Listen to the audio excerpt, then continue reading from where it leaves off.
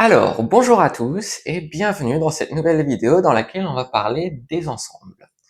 Et donc la première question qu'on peut se poser, mais c'est quoi un ensemble? Et un ensemble en mathématiques, ça va être une notion assez intuitive puisque ça va simplement être le regroupement d'objets mathématiques qui partagent généralement des propriétés communes. Donc généralement, ce sont des objets de même nature.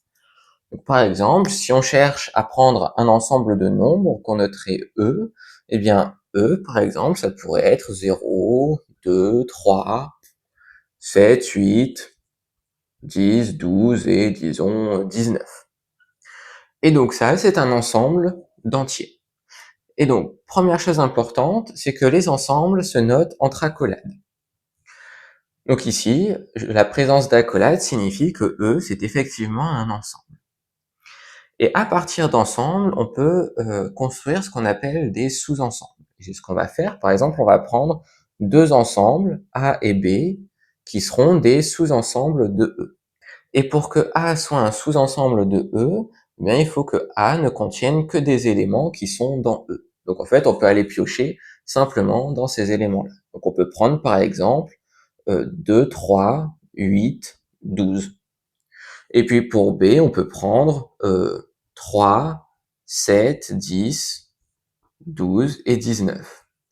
Et donc A et B, ce sont des sous-ensembles de E, puisque tous les éléments de A appartiennent à E, 2, 3, 8, 12, 2, 3, 8, 12. Et c'est la même chose pour B. Tous les éléments de B appartiennent à E. Donc là, on a ce qu'on appelle des sous-ensembles de E. Et à partir de ces sous-ensembles, on va pouvoir construire d'autres ensembles. Il y en aura trois qu'on va voir là juste après. Il y aura l'intersection de A et de B, l'union de A et de B, et puis on pourra voir aussi le complémentaire de A dans E, et puis on pourra appliquer aussi cette notion d'ensemble complémentaire à B. Donc on peut commencer, disons, par A union B. Donc A union B, qui se note comme ceci, ça va correspondre à l'ensemble des éléments qui sont soit dans A, soit dans B, soit dans les deux en même temps. Donc là, ici, si on l'écrit de façon théorique, ça va correspondre donc à l'ensemble des éléments dans E, tels que X appartient à A ou X appartient à B. Pour appartenir à l'union, il faut appartenir au moins à l'un des ensembles. Donc là, ici, on sait que tous les ensembles, que tous les éléments de A appartiennent à A union B, et que tous les éléments de B appartiennent aussi à la réunion de A et de B. Donc, ce qui veut dire que, en fait, on va avoir tous les éléments de A et tous les éléments de B dans l'union, sauf que là, il y a des doublons entre les deux ensembles, donc on va éviter d'avoir des doublons, mais on va avoir donc 2, 3, 7, 8, 10, 12 et 19. Ensuite, pour l'intersection, la définition va beaucoup ressembler. Donc là, on aura l'intersection qui se note avec ce symbole, donc le même symbole mais à l'envers. Et donc pour être dans l'intersection de deux ensembles, il faut être dans les deux ensembles simultanément. Donc là, ça va se noter à peu près comme au-dessus, il y aura juste le OU qui va devenir un et. Donc ce seront, les éléments de l'intersection, ce seront les éléments de E tels que X appartient à A et X appartient à B. Et là, si on regarde les différents éléments, donc 2 appartient à A mais n'appartient pas à B, 3 appartient aux deux ensembles, donc il va être dans l'intersection, et donc 8 appartient à A mais pas à B, et 12 appartient aux deux. Donc on va avoir deux éléments dans l'ensemble A inter B. Et on peut aussi définir ce qu'on appelle le complémentaire. Donc là, ce sera le complémentaire de A dans E, donc dans le grand ensemble de départ. Et donc, le complémentaire de A dans E, il peut se noter comme ceci, E privé de A, ou de manière plus condensée, simplement A bar. Et donc, cet ensemble, il va contenir les éléments de E qui n'appartiennent pas à A. Donc là, ici, dans notre exemple, il va y avoir 0, 7, 10 et 19. Et on peut faire aussi la même chose pour B, donc là, B bar, eh bien, ça va être l'ensemble qui va contenir les éléments 0, 2 et 8. Donc ce sont les trois ensembles à connaître et à maîtriser parfaitement. Donc l'union, l'intersection et le complémentaire. Et donc ces trois ensembles, pour les comprendre un peu plus en profondeur, eh bien on peut les représenter par des schémas pour que ça soit beaucoup plus visuel. Puisqu'ici, disons, on peut prendre, généralement ce qu'on fait, c'est que pour représenter l'ensemble E, on prend un cadre, donc ça sera E, et puis on prend deux sous-ensembles de E. Donc par exemple A ici et B là. Donc l'union de A et de B va correspondre à l'ensemble des éléments qui sont au moins dans l'un des deux ensembles. Donc qui sont dans A ou bien dans B. Donc là, ce qui est représenté en vert, ce sera A union B. On peut faire la même chose avec les deux autres ensembles. Donc le schéma de base va ressembler beaucoup à ce qu'on a fait là. Donc un grand ensemble E, deux sous-ensembles A et B. Et donc pour appartenir à l'intersection, il faut être dans les deux ensembles à la fois. Donc il faut être dans cette petite zone où les deux ensembles se chevauchent. Et donc là, cette zone, ce sera A inter B. Et puis pour le complémentaire, eh bien, il faut être dans E. Disons, si on prend le complémentaire de A, il faut être dans E, mais pas dans A. Donc en fait, ça sera partout, sauf dans A. Donc ça sera toute cette zone-ci que je suis en train d'assurer en vert. Donc ça, c'est A bar. Et donc il y a une propriété très intéressante des ensembles dont on n'a pas encore parlé et qui s'appelle le cardinal. Et donc, le cardinal d'un ensemble, alors déjà, ça n'a rien à voir avec l'élection du pape Léon XIV qui a eu lieu il y a quelques semaines au moment où je tourne la vidéo, mais le cardinal d'un ensemble, ça va simplement être la taille de l'ensemble, c'est-à-dire le nombre d'éléments qui sont contenus dans cet ensemble. Donc, si on applique cette définition, eh bien, pour trouver le cardinal de chacun des ensembles dont on a parlé, eh bien, il faut simplement compter le nombre d'éléments qu'ils contiennent. Donc là, par exemple, le cardinal de E, eh bien, ça sera 2, 4, 8, 2, 4, 6, 8. Il y a 8 éléments dans E, donc le cardinal de E, c'est 8. Le cardinal de A, c'est 4.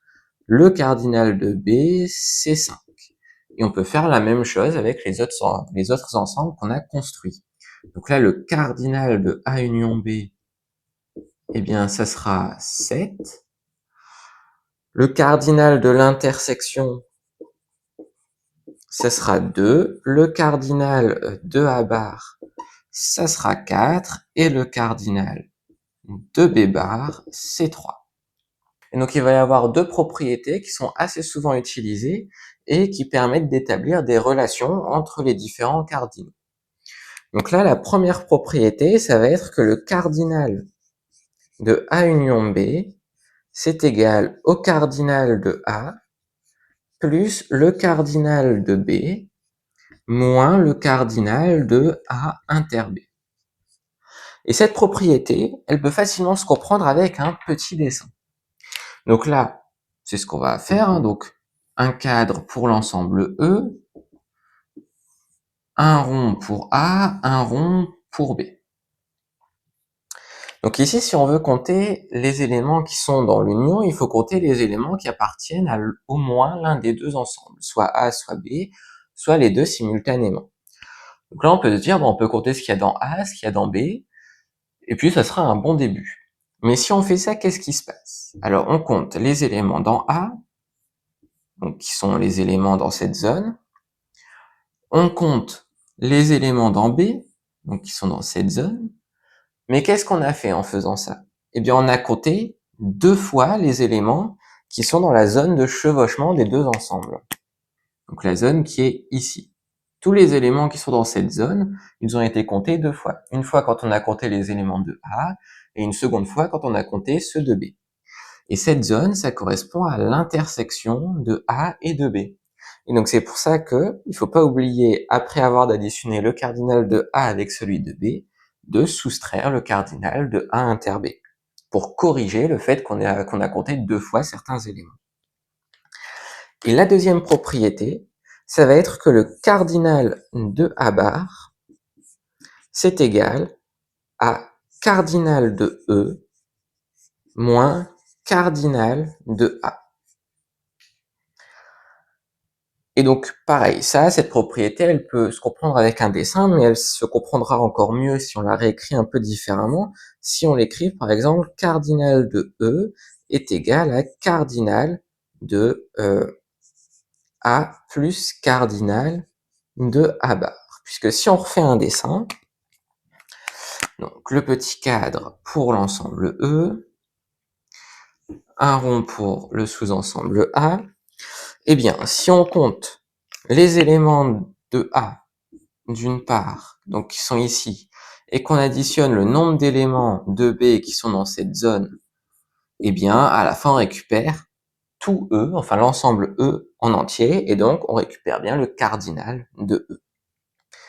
Et on peut mettre en application ces formules pour vérifier si elles collent bien à ce qu'on a dit précédemment.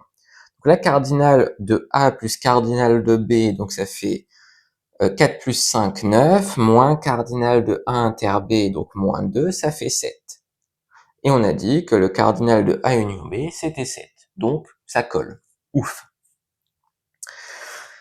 Et pour le cardinal de A bar, eh bien, on a cardinal de E qui est égal à 8, moins cardinal de A, donc moins 4, ça redonne bien 4, le cardinal de A bar.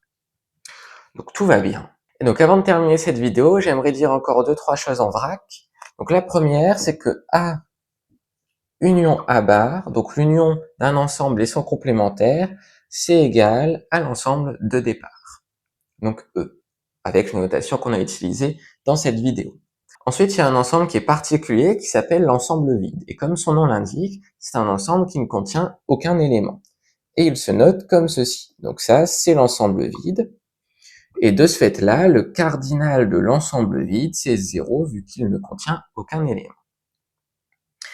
Et d'ailleurs, quelquefois, là dans les schémas qu'on a fait juste avant, les ensembles A et B se chevauchaient, mais c'est pas tout le temps le cas. On pourrait imaginer que A et B ne se chevauchent pas, et dans ce cas-là, bah justement, l'intersection de A et de B sera vide. Et dans ce cas-là, on dit que A et B sont des ensembles disjoints.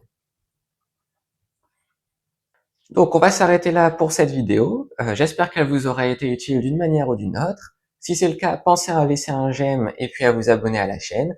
Et puis je vous dis à très vite pour une prochaine vidéo.